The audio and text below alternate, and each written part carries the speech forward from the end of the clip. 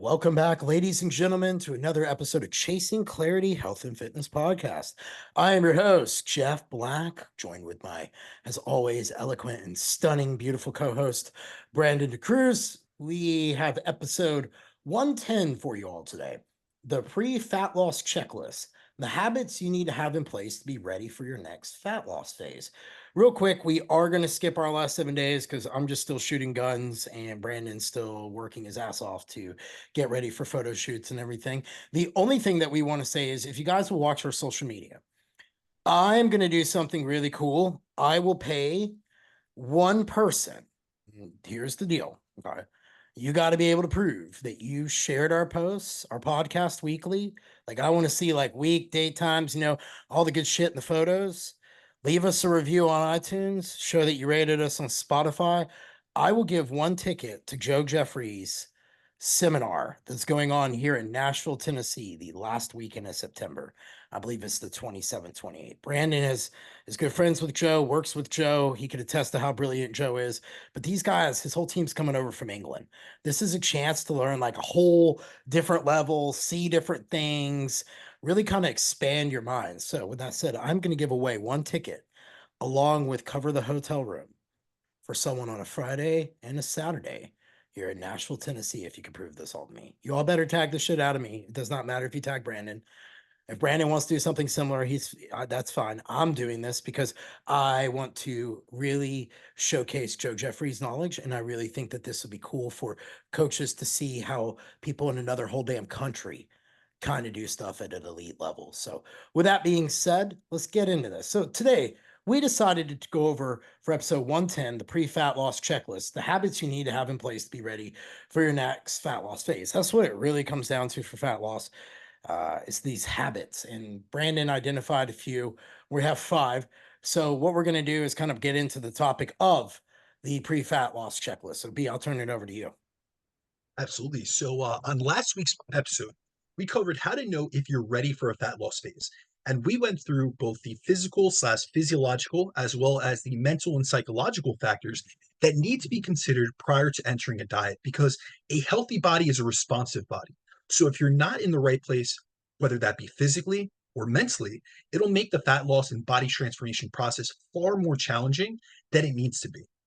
And we also went through how I determine if a client is truly physically and mentally ready for a fat loss phase, as my goal is to set up clients for success, not to let them repeat their mistakes of the past, where they rush into another diet phase only to quickly lose body weight, which often predisposes them to losing lean mass. And a lot of you out there can relate to this. You have went through a dieting phase, you've lost a ton of muscle tissue, you've become essentially a skinnier, smaller version of yourself. And then you end up quickly rebounding and regaining all the weight you lost and then some after. Which, if we really think about this and we kind of take a step back and really look at where you're at after a fat loss phase as compared to where you started, a lot of times it either leaves you in the same place that you started at, or you're in even a worse place body composition wise. And then also, we have to think about the impacts that that has psychologically and mentally. You went through, say, this rigorous diet for 12 weeks, you were really strict on yourself, you cut your calories in half, you did excess cardio, and you got results in the short term. However, immediately after or very shortly after, you regained all the weight that you lost and oftentimes then some extra. And so now you're in this place where you feel like you put in a lot of work and you devote yourself towards a short period of time of really regimented adherence to a plan, yet you didn't get long term outcomes from it. So, a lot of individuals have the habit of rushing into diets, and it predisposes them to not being able to lose as much fat as they desire, and also leaves them far less likely to maintain that fat loss after the dieting phase is over. And this is often due to the fact that many enter a diet before they're truly ready, whether that be physically and or mentally ready. And this common weight loss and rapid weight regain cycle, where you lose 10 to 20 pounds only to regain those same 10 to 20 pounds each and every year, also occurs because many aim to go on a diet to lose weight without having spent a period of time focused on building a solid foundation of fundamental habits, which will help them successfully lose fat and keep it off long term, which is really our goal. And so the majority of people who come to me for coaching and guidance have the goal of losing fat.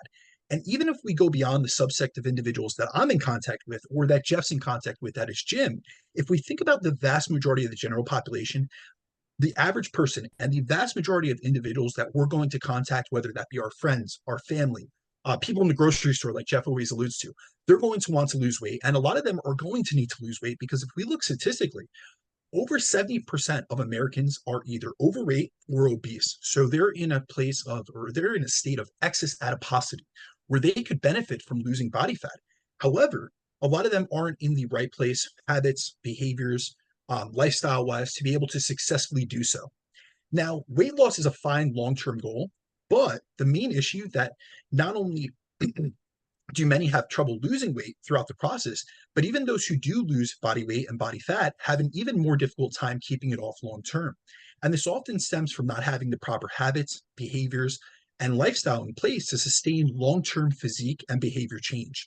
So rather than thinking that we can just fix all of our habits, our behaviors, our lifestyle, all these preconceived, like ingrained behaviors that we have, and instead of thinking that we could reset those or we can just fix those and really build a solid foundation to lean on during the fat loss phase itself, I think many of you out there would be much more well served to spend a period of time getting certain fundamental principles and habits of body composition change in check first. So let's prioritize this first and foremost, because that will allow you to lose fat more effectively when you do enter a fat loss phase. And it will also put you in a better position to keep that fat off even after your fat loss phase has ended. And this is why with my own one-on-one clients, I first like to focus on the fundamental habits and behaviors, which will make fat loss easier and maintaining that fat loss long-term more achievable and realistic. And I found that prioritizing these habits, which we're going to cover today, prior to entering a fat loss phase, helps to set my clients up for greater fat loss success than they've had in the past.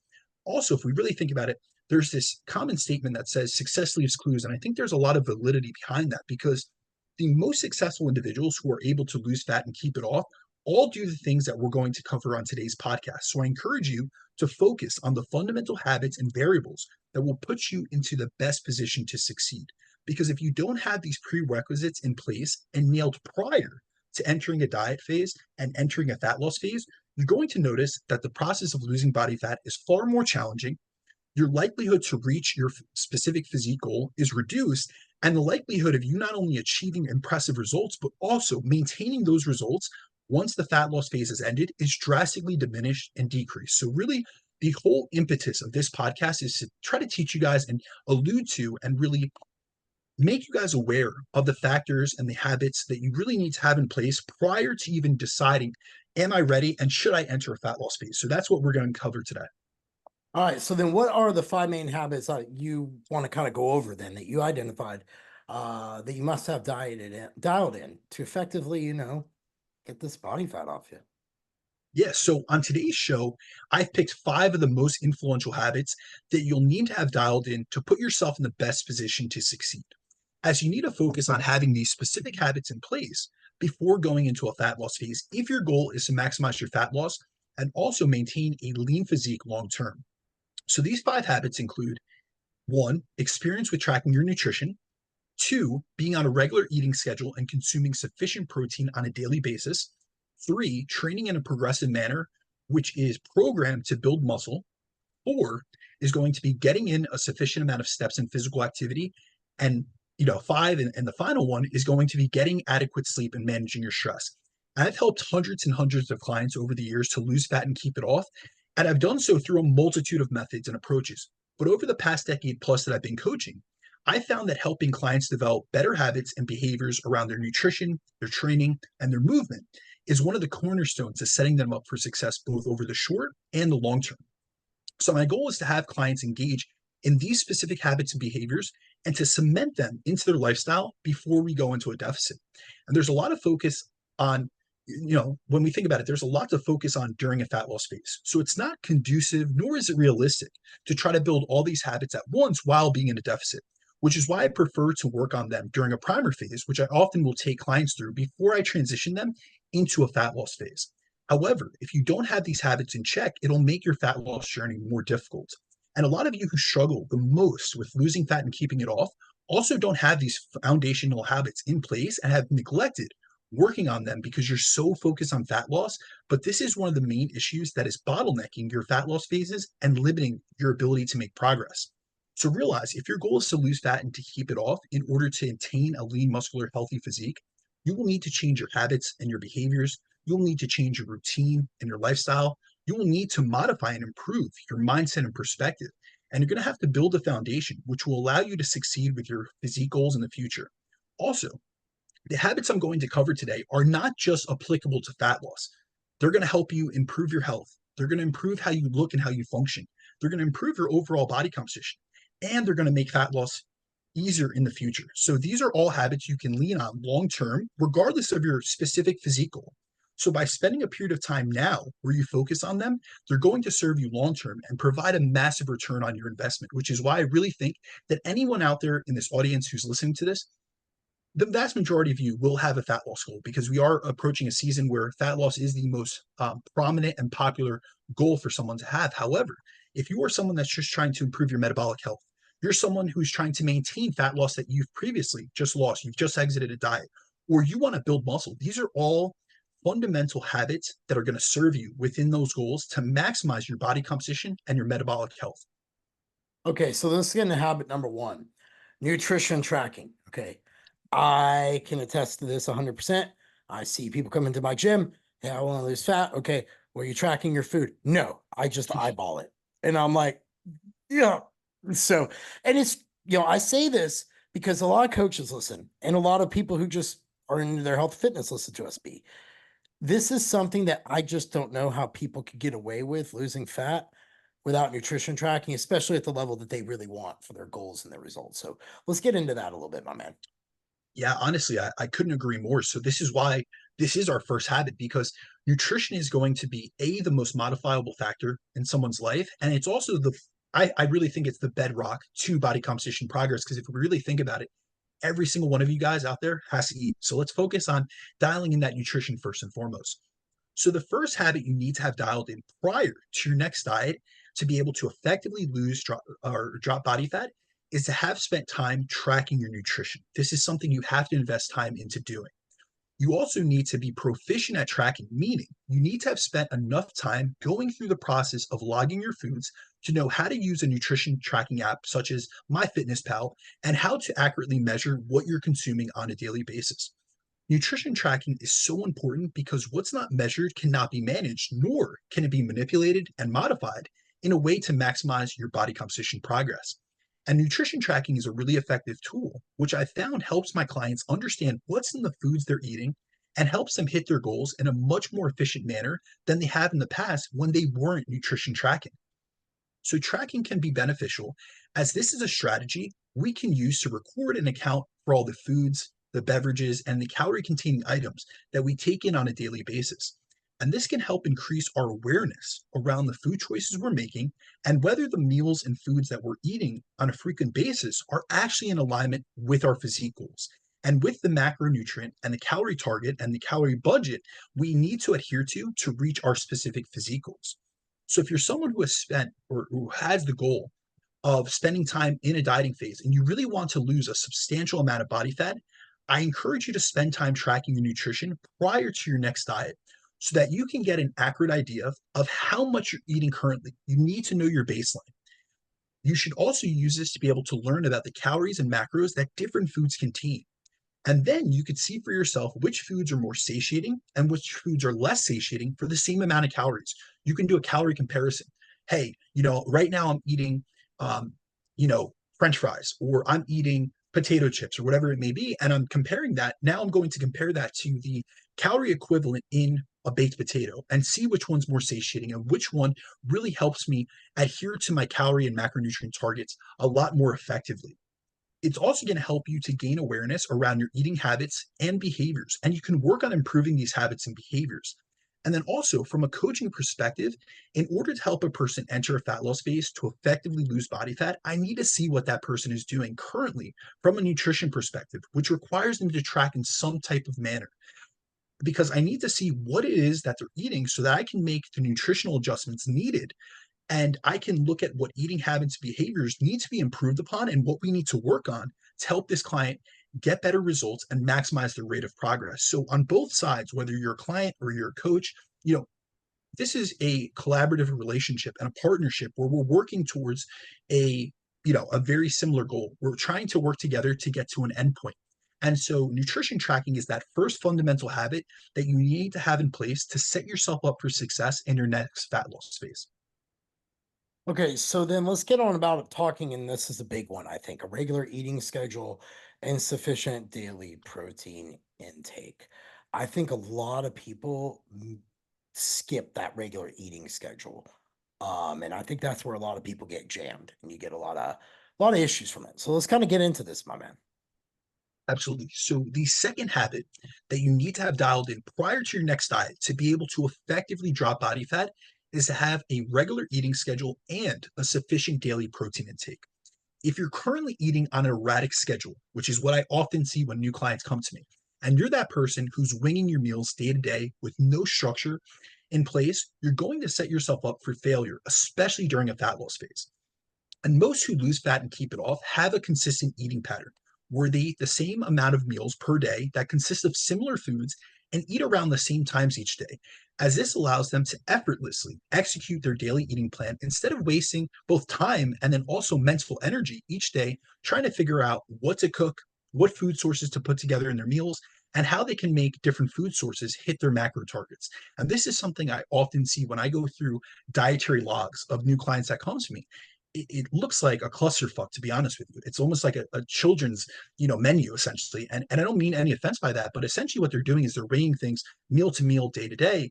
And oftentimes they're playing macro Tetris. So they're also suffering from the mental fatigue aspect and the decision fatigue that comes along with really trying to determine how do I make these meals or these food sources fit my macros. When in actuality, if you had a plan in place, it would make the process far easier and then also your results far better. So when it comes to setting up my clients' nutrition plans, I'm really big on working on their dietary habits and behaviors. And one of the habits I dial in with my clients that helps them greatly is to get them on a regular eating schedule where they follow a consistent meal pattern and eat at similar times each day so that their meals become a part of their daily routine. And they're no longer going like on these erratic eating schedules where they're bouncing from one extreme to the other. So oftentimes when I even ask just a new client, like how many days or how many meals per day do you eat? It's like I eat 3 meals some days, 6 meals other days. I have 4 meals and 3 snacks, and it's like it's all over the place. And they're just living in chaos and trying to figure things out meal to meal, day to day. By getting into a consistent routine where you eat the same number of meals each day and you eat certain meals at specific and similar times, such as eating a specific pre and post workout meal around your training sessions, it allows you to manage your fitness goals in a much easier fashion where you can just execute them on autopilot once you get into a good routine. And you won't have to spend much time thinking about when and what you're going to eat on a daily basis, as you already have a consistent routine and plan to follow. And creating a regular eating schedule is also important as it allows you to plan ahead and ensure that you're getting in a sufficient daily protein intake. Protein is the most important macronutrient to get right and to nail your intake of when it comes to improving your body composition and achieving quality weight loss, which is the process of losing fat mass and retaining lean mass during a fat loss phase. So, if you don't have a consistent eating routine in place and you don't have a consistent protein and a sufficient protein intake in place, you're going to be putting yourself at a disservice or disadvantageous position when entering a fat loss phase. And this is because protein is the most satiating macronutrient, so it can help you to feel fuller and to suppress your hunger. It stimulates the process of muscle protein synthesis, which is what's needed to build and maintain your metabolically active muscle tissue. And it has the highest thermic effect of feeding, so it helps you increase your energy expenditure levels and your total daily energy expenditure. So, in order to maximize your fat loss outcomes and to maintain your hard earned muscle, you need to ensure you're eating a sufficient protein intake. And the fact of the matter is, the vast majority of people, especially those in the general population, cannot reach their protein target intake by accident or by intuition. This requires planning and making sure you're getting a sufficient intake of protein, which for most of you out there will be between, say, 30 to 50 grams of a high quality, complete protein source, like an animal based protein source per meal. And that's going to need to be consumed multiple times per day, which is why you should work on making high protein meals eaten on a regular basis a regular part of your nutritional habits prior to entering a fat loss phase, so that you already have this habit in place prior to entering a deficit. I also aim to get clients into the habit of being on a regular eating schedule, which includes eating a sufficient amount of protein at each meal, as it helps with appetite management, which is going to be crucial once you do enter that fat loss phase, because one of the number one bottlenecks within fat loss phases is hunger. So if you don't have a regular eating schedule, you don't have sufficient protein intake, you're going to increase your likelihood of dealing with excess hunger.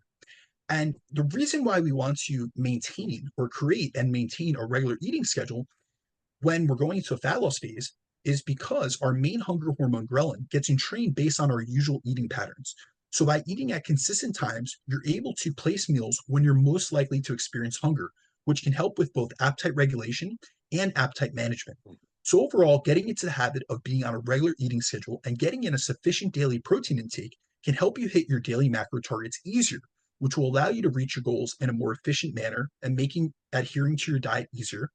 It will help you to maximize your muscle retention and fat loss outcomes when you do enter that diet. And it helps with a better entrainment of your hunger hormones, which can help with appetite regulation and hunger management, which is crucial for succeeding in a fat loss phase. Okay, so here's one I want to talk about on this one because I get this a lot. So, habit 3, you actually wrote it perfectly. Okay, so pay attention, everybody. Habit 3, progressive resistance training to build muscle. I can't tell you how many people when they go in a fat loss phase are like, all right, lightweight, high reps. I'm like, oh, please stop. Like, that's a huge thing. You especially see it in women population or dudes who will put on, like in my gym, it's like it was 85 degrees on the gym floor, and I see guys wearing hoodies and sweatpants, and I'm like, yeah, you can't sweat that fat off, baby, but okay. And that it's really important that Brandon put that word progressive in there. So Brandon, let's break that down a little bit to everybody, what we really mean by this habit, number 3, progressive resistance training to build muscle. Absolutely. So, although we're focusing on the habits needed to engage in prior to a fat loss phase, it's really important to be engaging in resistance training in a progressive manner, meaning that you're training in a manner that's designed to build muscle, as the type of training that builds muscle is the type of training that retains and maintains it during a diet. So, for those of you out there who are thinking about entering a diet, I want you to ask yourself the following questions, because this is often the questions that and the conversations that I engage in with individuals that will ask me about circuits, or that will ask me about F45, or some of the high rep philosophies that you just alluded to, Jeff. And I always ask them, first and foremost, are you following a progressive and periodized resistance training program? Do you have a progression method in place, such as double progression? Or are you going in there week to week and essentially just winging it? Has your current training program been leading to improvements in training performance and increases in strength over time? And within that, I want to know, are you objectively stronger than you were, say, 3 to 6 months ago? Meaning, are you able to lift the same weight for more reps, or can you lift heavier loads in the exercises you've been consistently doing within your training sessions? And what I really want to make sure is that a client is training in a progressive manner, not just working out and going through the motions. And I also want to make sure that they're currently training in a manner which is causing them to increase both strength and to gain muscle, as the type of training that builds muscle is the type of training that maintains it during a fat loss phase. So we have to do away with this myth and this ideology that our training from a building phase or a muscle growth phase and our training during a fat loss phase need to look diametrically opposite or opposing. They are the same type of training. There could be modifications due to a difference in recovery capacity or calorie intake. However, the foundation of proper resistance training all goes through the same mechanisms. We're trying to maximize mechanical tension.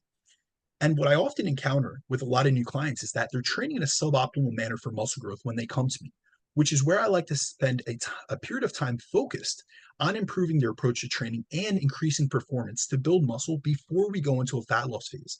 And what you have to realize is that if your training is not dialed in and in place prior to a dieting phase, you're setting yourself up for suboptimal results during a fat loss phase. Because if you're currently not training in a way that's building muscle and you're eating at or above maintenance, going into a deficit and continuing to train in that same way is going to predispose you towards muscle loss during the fat loss phase itself. And now, what a lot of people don't think about is, what are my actions currently going to lead to in the future? They're always thinking, we often just think in the moment itself. However, if you are training in a suboptimal manner and you're not training in a progressive manner, which is yielding muscle gain, this is not only going to impact the way your body looks once you finish the diet and lead you to being far more likely to end the diet as a skinnier, scrawnier, and smaller version of yourself rather than a leaner, fitter, better version of yourself. But Losing muscle is also highly correlated to the post diet rebound and the body fat overshooting effect, which is where you lose weight and muscle mass during a diet and then regain that weight quickly after, but you gain back almost exclusively fat mass. So, with each diet that you approach in this manner, you lose more muscle and gain back more fat mass. So, over time, you're essentially carrying more body fat and less muscle mass, which not only makes your physique look worse, but it also lowers your metabolic rate and your total daily energy expenditure, which can often lead to you having to diet on lower and lower calories over time. And this is something that I've seen so frequently over the years.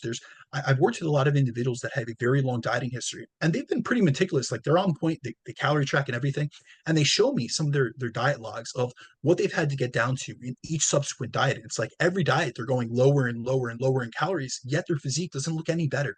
And so this is just setting yourself up for failure. And this is really where training in a progressive manner, this is something we really got to focus on. Training is a skill that we get better with over time. So if you're not training in a progressive manner currently, you don't have a progression scheme in place, you know nothing about periodization, you don't have any type of method of increasing the stimulus over time, let's dial that in first before we go into a deficit. Okay, so let's talk about steps of physical activity. First off, this works. It is a huge one. I'm glad my hip is starting to feel better, my lower back. I'm back to like taking 10,000 steps a day. I'm getting leaner as process. I've actually did a whole prep on nothing but steps. It's really great to do. When you go through a fat loss phase, the reason Brandon and I are going to talk about this, and Brandon's going to hit you with some great stuff, is just as you get deeper in that calorie cut, you tend to get lazier. And want to just sit down more and things slowly change. So, Brandon, let's get into steps, physical activity, why this is important to have like this in a pre-fat loss checklist, the habit behind it, the reason behind it, and maybe a little smidge of G flux for a quick second in there if you want to. Absolutely. So the next habit we're going to cover is and this is really to set a foundation prior to going into fat loss phase is you need to be getting a sufficient amount of steps in physical activity each and every day. And right now, more than ever, physical activity is lacking in many people's lives. I've been coaching at this point well over 10 years and have been tracking steps with clients since Fitbits became popular. So I want to say that was in my experience, that was around like 2015, 2016 is when I first started tracking steps with clients. But since 2020 and since the pandemic, I found that more and more individuals who contact me for coaching have far lower step counts than normal, than I was ever used to seeing, as many of them work from home and have office jobs, so they sit during the vast majority of the day. Now, this lack of activity doesn't just apply to those who are actually sedentary and untrained and don't actually engage in resistance training, but it also applies to those of you out there who do train but don't engage in a lot of movement outside of the gym. It's important to realize that for the vast majority of us, we train maybe 1 to 2 hours a day, and we're in the gym probably 4 to 5 times per week. But there's another 22 to 23 hours in a day where we can either be active and burning calories and really improving our metabolic health, or we can be inactive and sedentary. And unfortunately, for the vast majority of you, you're in the latter category. And so, the two main reasons why you want to work on making steps a part of your daily routine and the habits you integrate into your lifestyle prior to starting a fat loss phase is because of the effects steps and physical activity have on both appetite regulation and energy expenditure. Now, when it comes to the relationship between steps and appetite regulation, there's what's referred to as a J shaped curve to the physical activity levels, appetite regulation, and calorie intake, where low levels of physical activity cause you to experience dysregulations in your appetite regulation and hunger management abilities, where hunger stays high and satiety remains low when you're physically inactive. And this leads to weight gain over time because despite the fact that you're not moving a ton and you're certainly not burning a lot of calories when you're inactive, you do not receive the appropriate satiety signals after you eat. So you remain hungry. And what happens when you remain hungry? You end up eating more. And so this leads the vast majority of sedentary individuals to consume more calories than they burn, which puts you in a state of positive energy balance and leads to weight gain over time. And it's not until you get into both, whether that be moderate or high levels of physical activity, that your appetite becomes regulated and you essentially couple your energy intake to your energy expenditure so that you're better able to match your actual intake of the calories with how many calories you're burning. And engaging in higher levels of physical activity also increases your sensitivity to satiety signals. So you feel more full after meals than you would if you were in a sedentary state. Then, when it comes down to the relationship between steps and energy expenditure, our NEAT levels, which includes our daily steps, account for an average of 30% of the calories that we burn each and every day. And that percentage can increase to up to 50% in highly active individuals. So your steps and your physical activity and your activities of daily living can account for up to 50% of the calories you burn if you're a very physically active individual.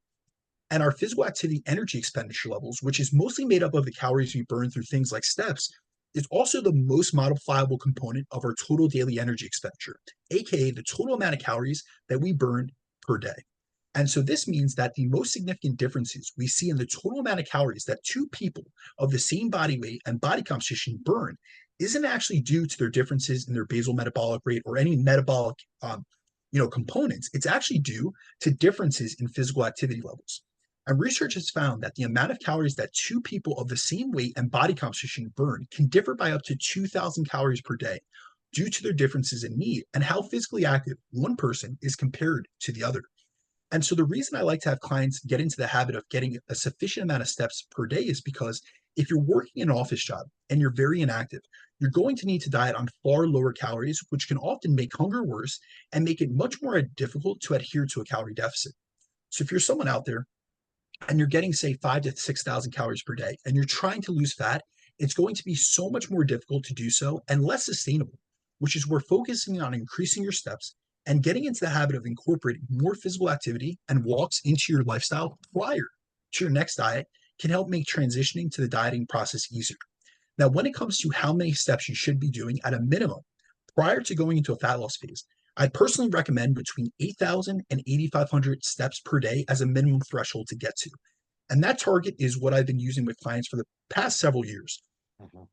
And this is really as a result of both seeing what it's done in practice with clients I've worked with, but also, as many of you know, I'm big into this concept called energy flux, which is essentially energy turnover in the body and has a lot to do with steps. But I've spent years and more hours than I can even, really express to you guys, digging into the research on the step counts needed to regulate appetite, to maintain body weight and body composition, to meet the physical activity guidelines that most national health organizations advise, the steps needed to improve metabolic health, and the step count amounts that are needed to get the benefits of intentional exercise they do. And so the 8,500 steps per day target comes from a 2021 study, which found that step counts under this 8,500 step count target led to what's called exercise resistance, which is the concept that inactivity and extended periods of time of being sedentary causes your body to be resistant to the metabolic benefits and improvements that you would generally get from training and engaging in intentional exercise, such as the ability to efficiently burn fatty acids and glucose for energy and clear them out of the bloodstream, as well as the increases in insulin sensitivity and metabolic flexibility that we generally get from exercise. And this study showed that you have to at least get close to this 8,500 step count target to receive the metabolic benefits of the exercise you do. And then if we look at the physical activity guidelines and what they translate to in terms of steps per day, a 2011 study found that the 30 minutes of moderate to vigorous physical activity guidelines suggested by many health organizations translates to about 7,900 steps for men and 8,300 steps per day for women. So the average between the two of those would be 8,100 steps per day. So ultimately, you could either eat less to make up for your lower activity levels, but at that level, you're going to notice that you dysregulate your appetite and it makes eating less far more difficult. Or you could do the opposite because it's much easier to move more and be able to eat more during a diet so that you can better manage your hunger levels, better adhere to your diet, and also have better metabolic health due to maintaining higher levels of activity. All right, so let's talk about probably the biggest one that derails 8 out of 10 people, probably fairly speaking, with their fat loss. And it's very important to have it in check before you begin because it will only get worse. Adequate sleep and stress management. Dun, dun, dun, dun, dun, dun, dun. B. Let's break it down for everybody because there's a lot of research talk about lack of sleep, insulin resistance, blood glucose. I mean, you could go all these different places. But let's talk about some stuff involving just this one that you feel is most important for people to walk away as this last point. Absolutely. So, it's really hard. I have a difficulty placing which is of most importance because I really do think that it's specific to the individual. But I will say that this is one of the most common issues that I see with almost every person that I encounter. It is inadequate sleep and it's insufficient stress management. So let's start with sleep first, as you alluded to.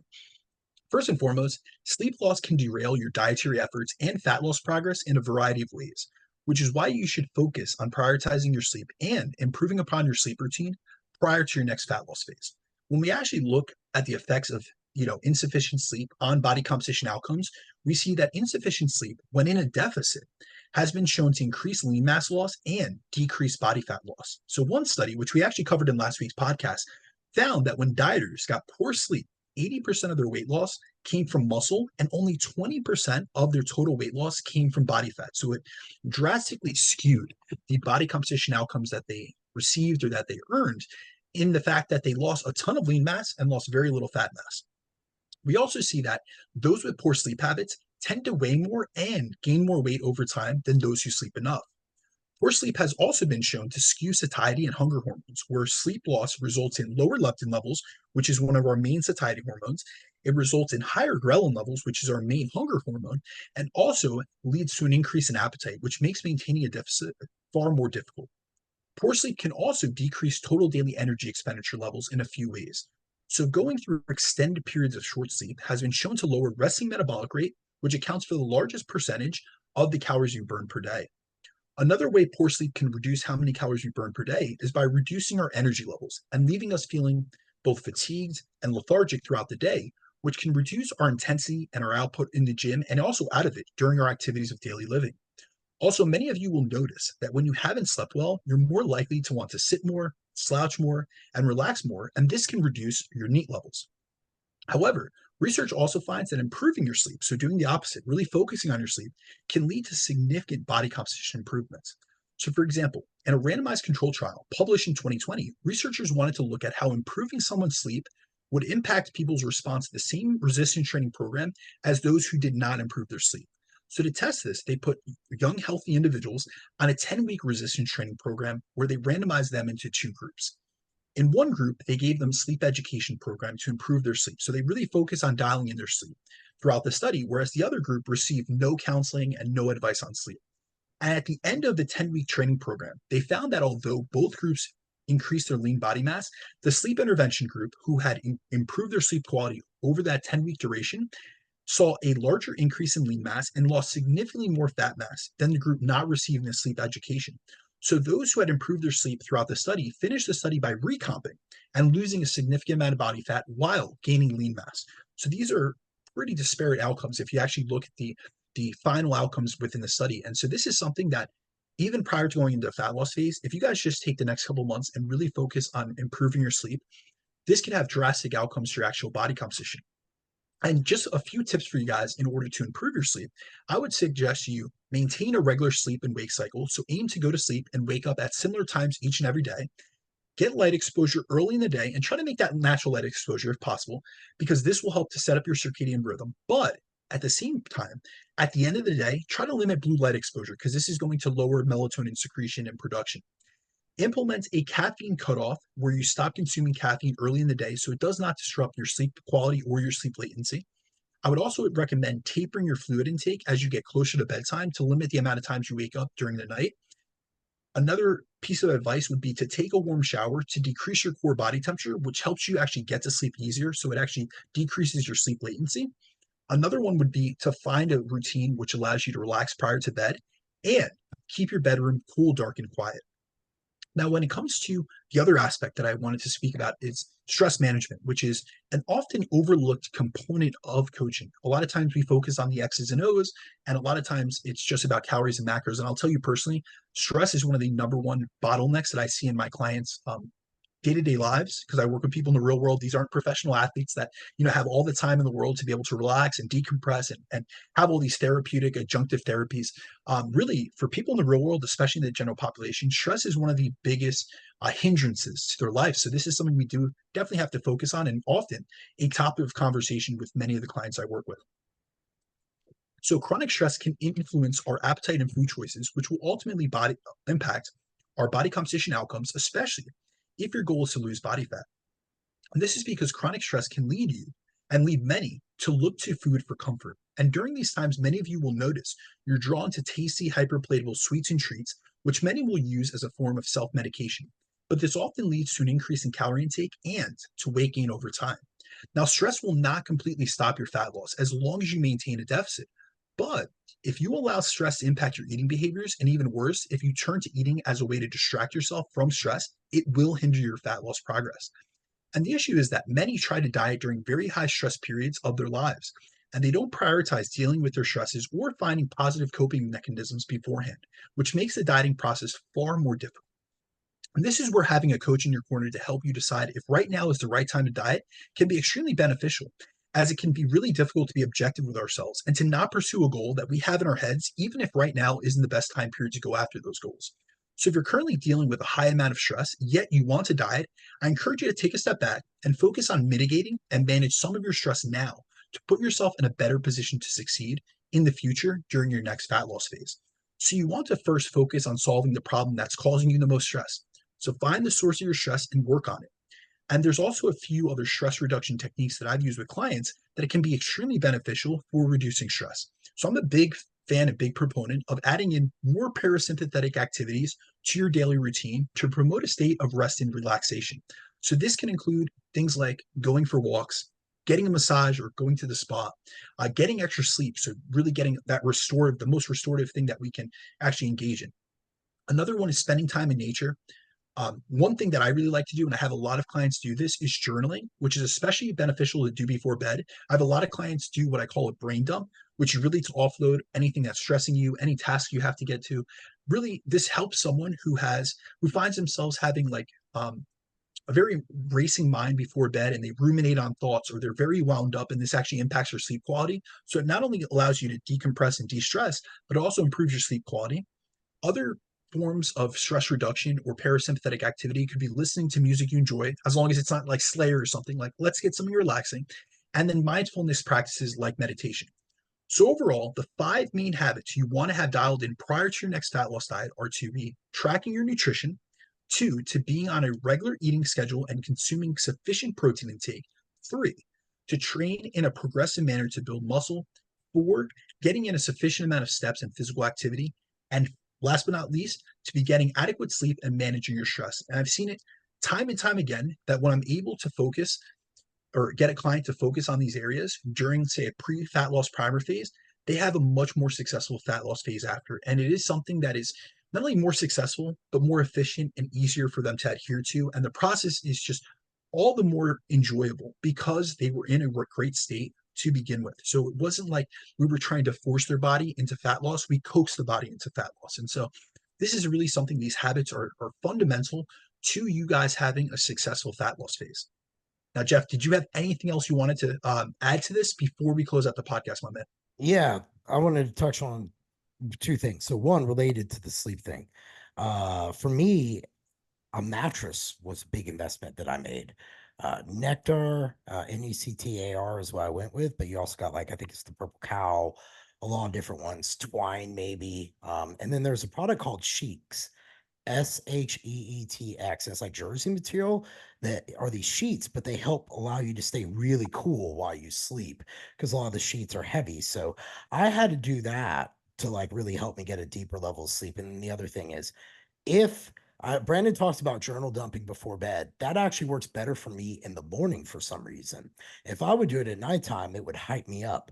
So, like Brandon said, if like whereas when Brandon said Slayer before bed, I was laughing. I'm like, dude, I fall asleep to Cannibal Corpse, like in death Dear metal. Lord, yeah. So, I mean, You're everyone's an different, anomaly, though. right? But everyone's different. And so that's why when we offer this stuff, I always tell everybody, like, hey, try the inverse sometimes, and see if that maybe helps. But on that one, try it first thing in the morning at night. But Brandon offered some great advice. I just wanted to touch mostly on the mattress and the sheets because those were two little finds that I found that were very valuable for the Yeah. price points, actually. So, Brandon, with that being said, guys, like us, share, comment. Go on YouTube, subscribe. We need to get to 500 subscribers. That's just a great golden number that Brandon and I like to. It's a goal we just have for ourselves on that one. And like I said, we give away a free ticket to Joe Jeffrey seminar. So be sure to like, comment, share, leave us reviews, get us out there, help us out. And yeah, if you guys are looking to find me, Jeff Unbreakable Black on Instagram, Jeff Unbreakable Black on TikTok. And I do love my TikTok. And I do another podcast, ATG Syndicate. And the cool part about that is that's more small business stuff like that. And I have an After Dark series I do for mental health. So if you guys want to follow me other places, that's it. B, where can everybody find and follow you at? Absolutely. So the best place to reach me, because I am a workaholic, is on my email, which is Understatement. at bdcruzfitness@gmail.com, or you guys can find me on Instagram for daily content, which is at Brandon Cruz _. As always, guys, thank you for listening to another episode of the Chasing Clarity podcast. Hope you guys have a great weekend. Peace. Peace.